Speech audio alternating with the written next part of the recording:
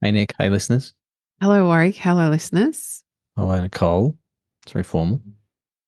I've got a mate.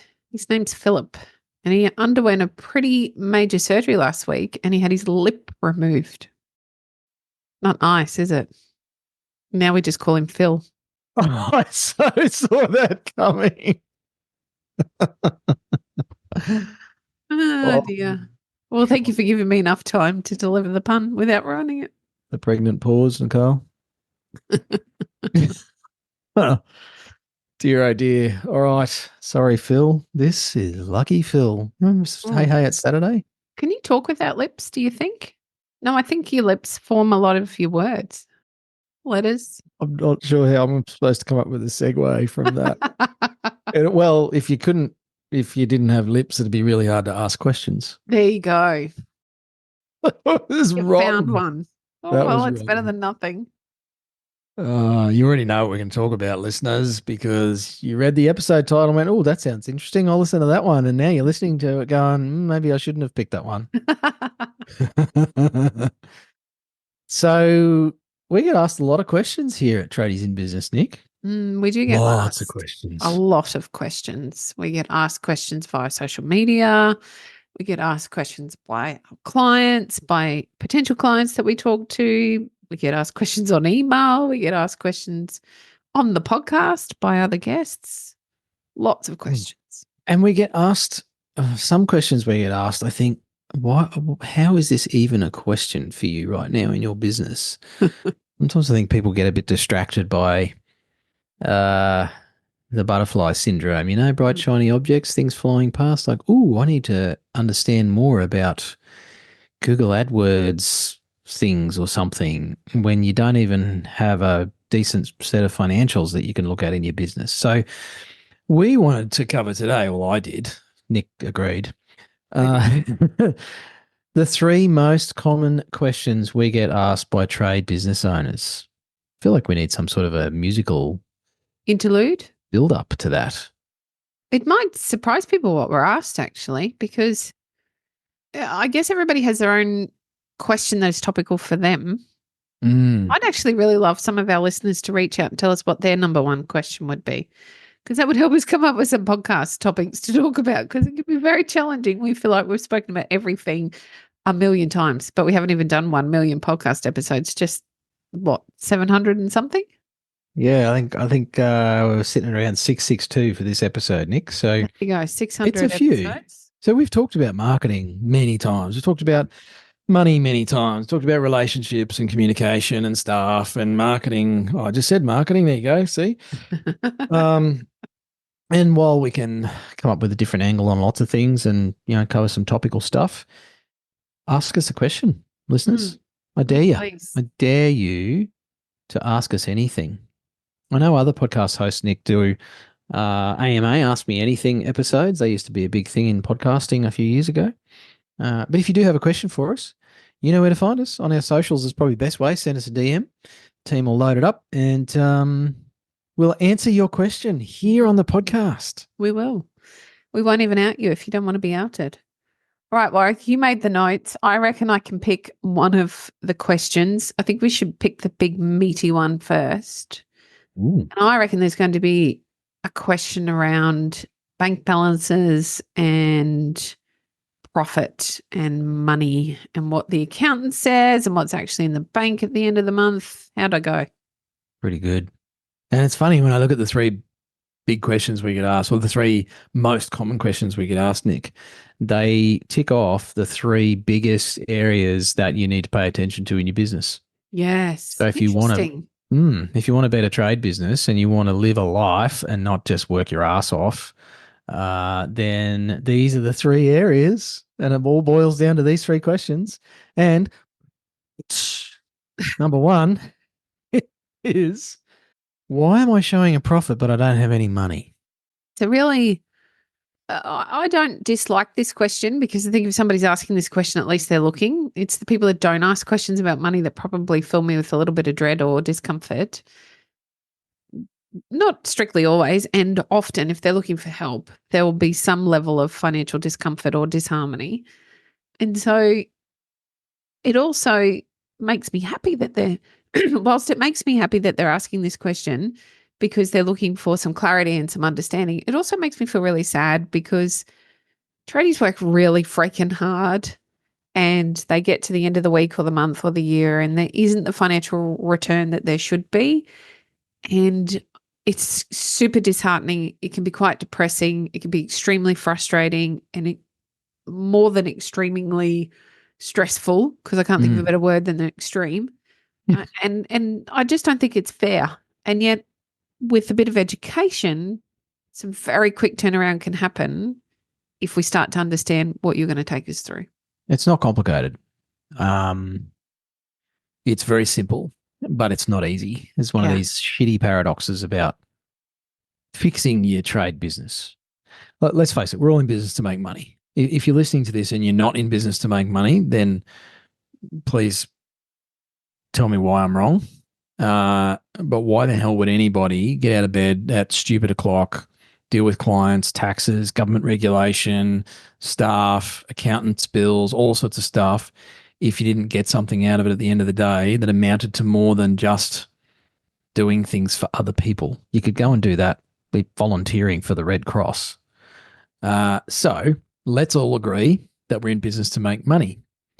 There's two ways, or there's multiple ways to track how much money you're making. And I guess, Nick, this is a little bit like, let's say you've got two cameras. You've got an iPhone and you've got a Samsung.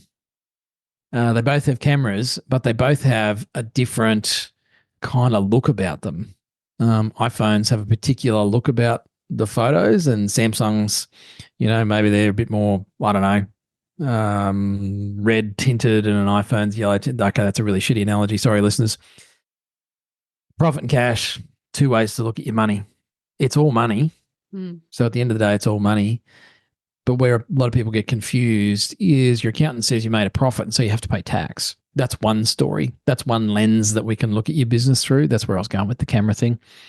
The other lens that you can look through is the cash story. Now, they're both looking at your money. They're not necessarily the same thing. Profit is a tax story. That is not necessarily going to show up in your bank account, because between profit being generated by your business, which is just income minus expenses, that's profit at its simplest. Between that and cash being money you spent compared to money you collected, that's your cash change. Cash can leak out between profit and cash. Now, profit turns into cash, but not all of it. Yeah. If you've got some leaky bits, then your cash can be a lot less. And in some cases, you can go backwards in a cash sense, even though you're making a profit. There's a whole bunch of reasons why that happens. And this episode is nowhere near long enough, and I'm nowhere near good enough to explain that in a way that people aren't going to want to poke their eyes out. And it's something that our tradiepreneur clients tackle and get enough understanding around to manage and fix. So that's the big one, Nick, is the money stuff and actually having cash in your bank, because you can't pay for groceries with profit. No, you can't. I want to ask a question though, and I don't know if maybe it's a rhetorical question. I'm not quite sure. You'll soon tell me though. Why can't we talk in the same language between the accountant and the tax department and us and what we need in our bank? Why can't it all be in the same language? Why does there have to be this veil of complication that makes it really hard for those of us without the extra level of learning to be able to have a conversation about money? Okay, I'm going to answer this in a sporting analogy. Mm-hmm. Does AFL and rugby union use the same terminology? No. But they're both football. But different kinds. And that's exactly what the tax story and the business story and the cash story is all about. Sounds like the same game, looks like it should be the same, but they're different codes of footy. So they have a different lingo, a different language. Okay, I'm going to be stubborn now. So I would only play one of those codes of footy. I wouldn't play two. Why am I being forced to play two when it comes to my business finances? Because you're Channel 9 and you you put all codes of football to air, so you have to be across all of the languages. I think that's Foxtel. Okay, Okay. you can see how old I am, where free to air TV used to actually show the football. That is true. It's a fair point, and I guess I empathize quite strongly, as do you. I know I'm not saying that you don't. Sorry, listeners, please don't let me confuse you. I empathize with how overwhelming and confusing this is, and it's you've had a much higher level of education around the tax story and the business story, and you understand both sides of that fence. And I haven't had that, thank God, because I think I'd be bored to tears. I'm fortunate to have had people like yourself, my lovely accountant, and a level of learning around this. So I understand why the gaps show and why there's a difference between the two.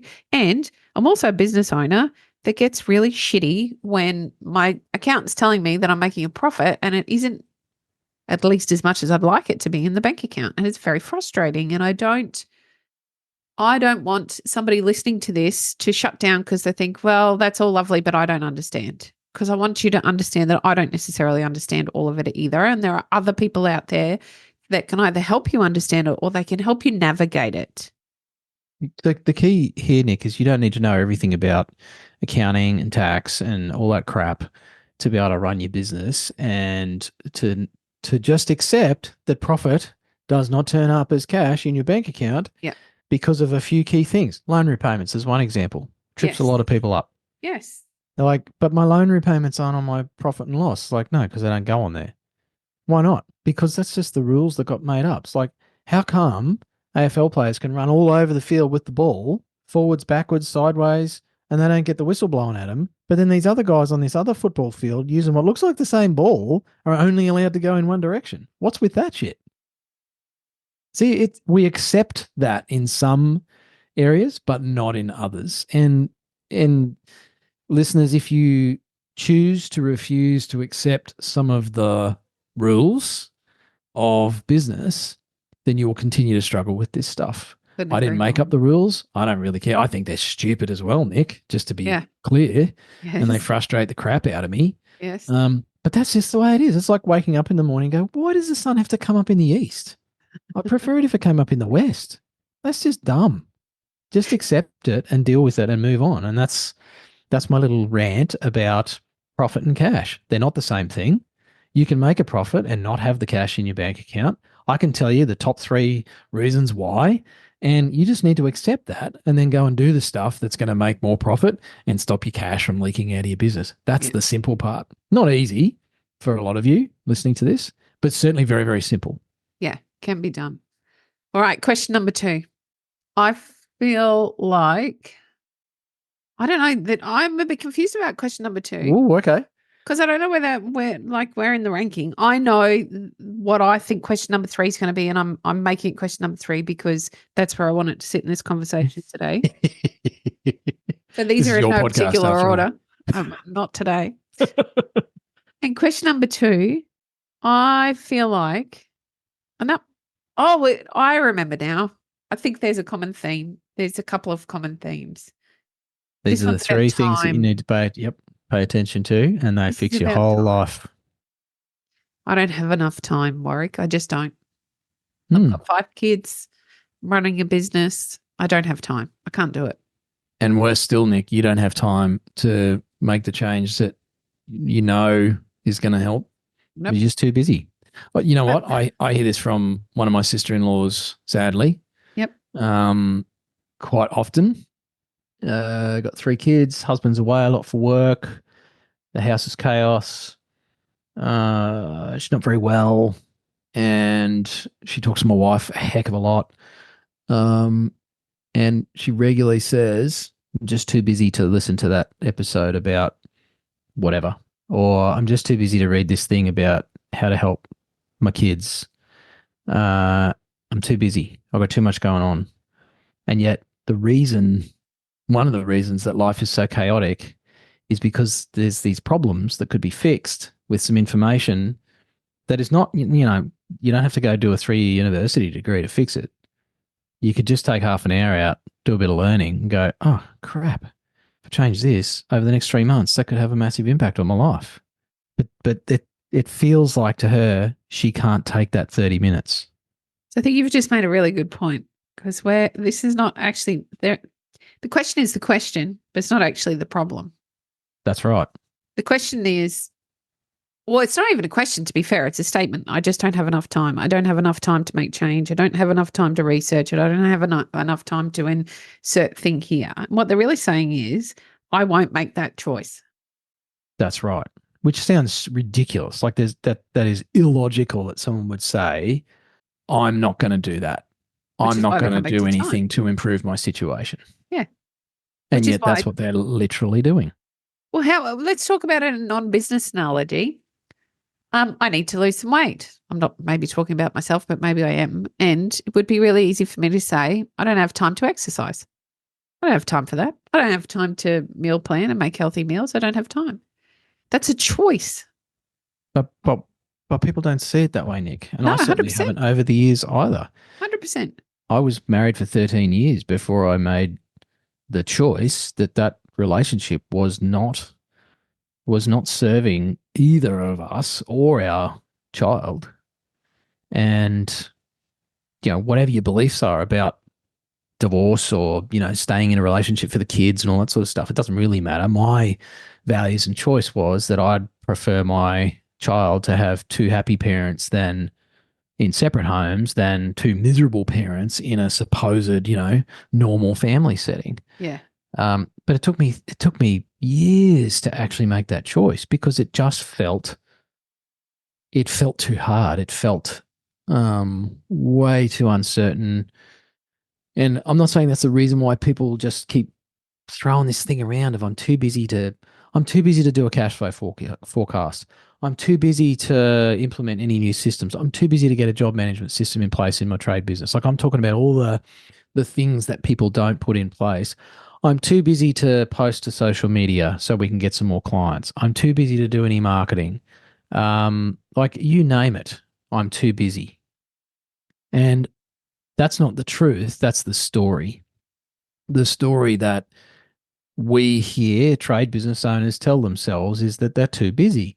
And so anything that us as business coaches put in front of you or your accountant suggests or your finance broker, recommends, anybody who's trying to help you, a fellow business owner who's dealt with this issue, it's like, yeah, that's nice for you, but I'm too busy to do that.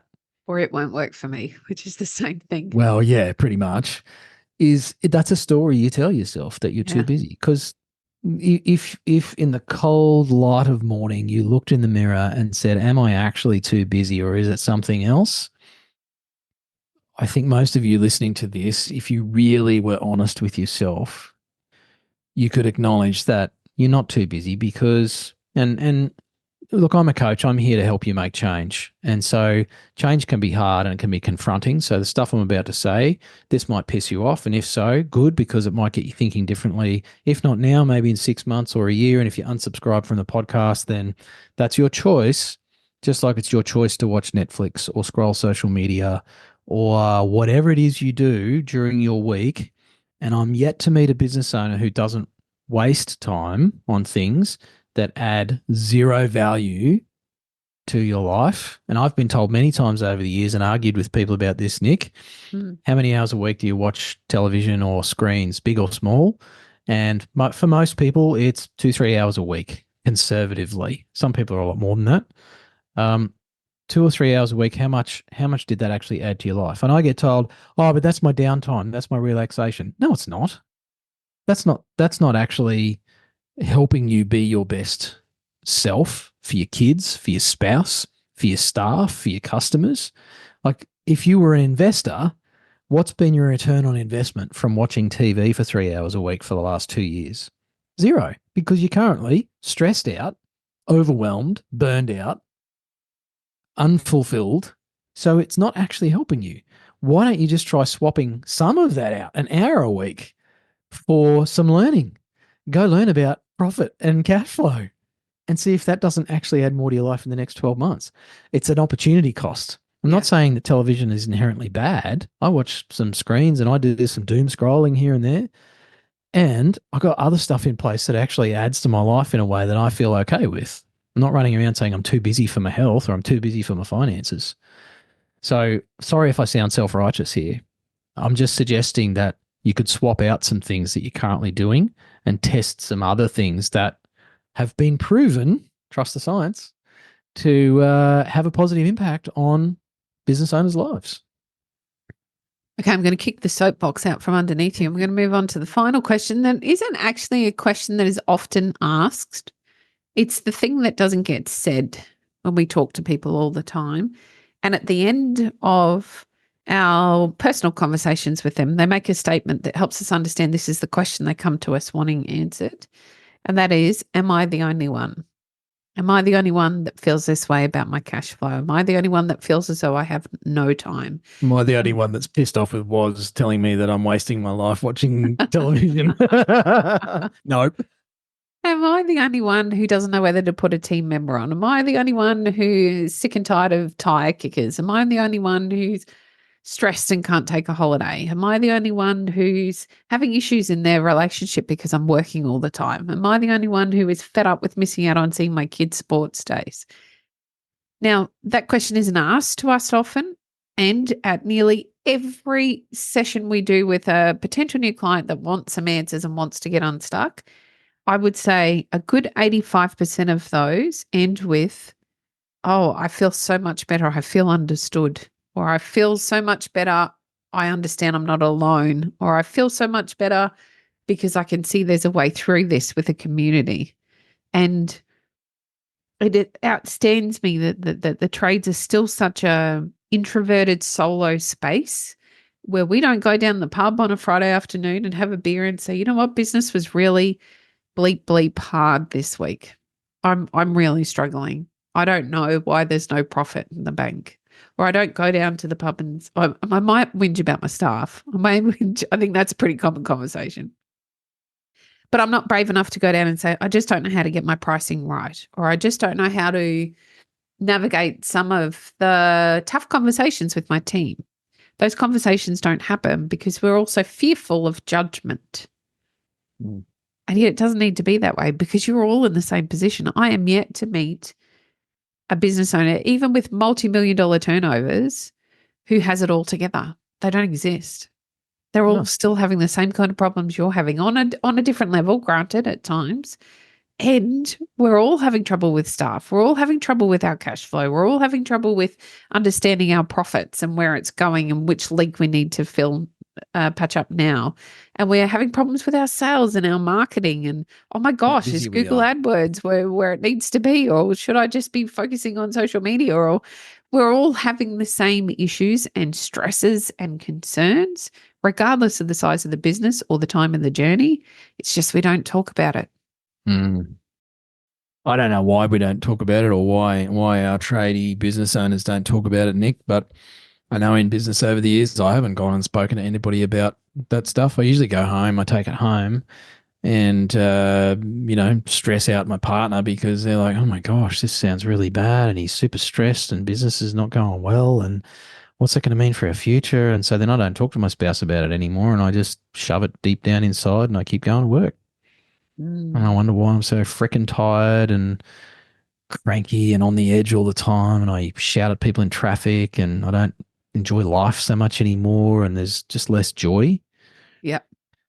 So the cool thing about that is the flip side is the good old saying, Nick, a problem shared is a problem halved. And so talking about our issues, challenges, blockages, experiences actually lightens the load. And I see people, as you were saying before, when they look at us on the Zoom screen, when we chat to potential new tradiepreneur members, and they literally look at us and say, so I'm not the only one. And we go, no, everybody we talk to has the same issues. And I can literally see them lose 10 kilos of weight on their shoulders. Just knowing that other people out there are, as you say, Nick, going through the same stuff and we'll go through the same stuff again. So sharing that stuff actually allows you to get it out in the open. It helps you to talk through it, which often helps solutions bubble to the surface around reducing your television watching or figuring out which are the leaky holes in your cash flow bucket in your business. And that's progress. They might seem like really tiny steps, but they're progress nonetheless towards something different to what you've been experiencing for the last 2 years, 7 years, 27 years, whatever that is. And that all starts with that conversation. So I got another segue for you, Coxie. Let's do it. I can see where you're going with this one. It's like a big flashing neon sign for you. It is. So all of our Tradiepreneur members who have made change in these three areas, they did one thing that is common to every single one of them. It's like this magical thing that they all did. It's the magic wand, Nick. It is the magic wand. And the magical thing they all did was they booked a chat with Coxie and I. Literally. I'm not kidding you, listeners. Now, if this sounds like a shameless pitch for us to sign you up in a program, then sure, that's your choice to see it that way. But they all started with a 15-minute chat on Zoom here with me and Nick, just shooting the shit. It's like, so tell us a bit about your business and how's this going and what have you tried here and have you done this and is this working out for you and what would you like it to be? And it's just having a look at where are you, where do you want to be, what's getting in the way.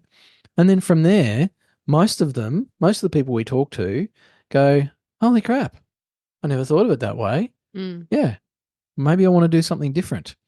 Not everybody, and that's cool. If you're in the not everybody camp, that's totally cool. But the opportunity's there. The choice is there for you to keep doing what you're doing or try something different. $0 down, costs you 15 minutes of your time. You got to click a button, book a session with us. You got to turn up here on Zoom. Can be confronting for lots of people, Nick. Confronts me every time I see my head on the screen. I feel the same. But that is literally the first step in doing something different. And I know many people have listened to this podcast for years. Booking a 15-minute chat with us is doing something different, and it could actually send you down a different path. So the link's on the website, actually.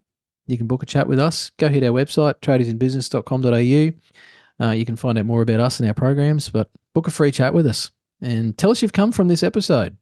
But we'll come up with a mini plan and maybe we can help you. Thanks for listening. All right.